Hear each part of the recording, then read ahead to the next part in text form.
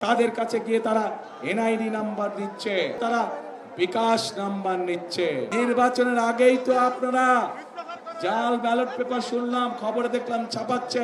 ID কোনো hack হয় নাই, বিভিন্ন রকম মিথ্যে কথা তারা বলা শুরু করেছে।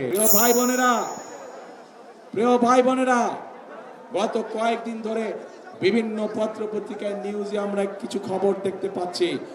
ওই যে যারা নতুন জালেম হিসেবে আবির্ভূত হয়েছে, ওই যে যাদেরকে বাংলাদেশের মানুষ গুপ্ত হিসাবে চিনে, আমরা দেখেছি কিভাবে তাদের লোকজন বিভিন্ন জায়গায় ভুয়া সিল ছাপাচ্ছে।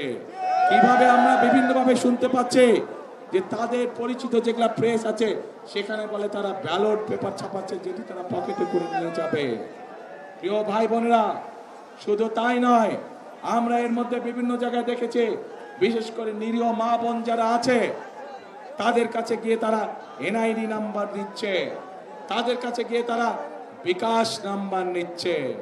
প্রিয় ভাই বোনেরা, এই গুপ্তের দল, এই জালেমের দল বলে তারা নাকি সৎ মানুষের শাসন কায়েম করবে। আরে ভাই, নির্বাচনের আগেই তো আপনারা জাল ব্যালট পেপার শুনলাম, খবরে দেখলাম ছাপাচ্ছেন। নির্বাচনের আগেই তো দেখলাম আপনাদের লোকজন এনআইডি নাম্বার নিয়ে যাচ্ছে, মা বোনদের বিকাশ নাম্বার নিয়ে যাচ্ছে। প্রথমেই তো আপনারা অনৈতিক কাজ শুরু করছেন।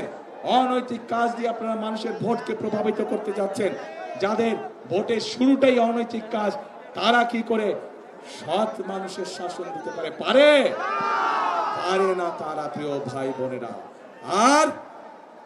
আর মা বোনদেরকে অপমান করার পরে তারা বলছে যে তারা এটা করে নাই, তাদের আইডি বলে হ্যাক হয়ে গিয়েছিল।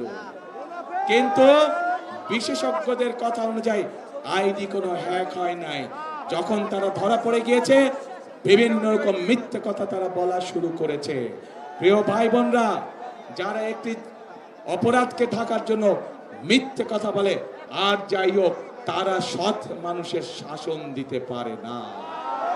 কাজে প্রিয় ভাই বোনেরা, এদের এই ষড়যন্ত্র সম্পর্কে আপনাদেরকে সজাগ থাকতে হবে। আজ এই মাঠে লক্ষ মানুষ যারা আছেন, আপনারা স্ব এলাকায় ফিরে গিয়ে আপনার এলাকার যে সকল ভাই বোন আছে, যারা ভোটার আছে, তাদেরও সকলকে সজাগ সতর্ক দৃষ্টি রাখতে বলবেন, যাতে করে 12 তারিখে আপনার অধিকার অন্য কেউ হাইজ্যাক করে নিয়ে যেতে না পারে।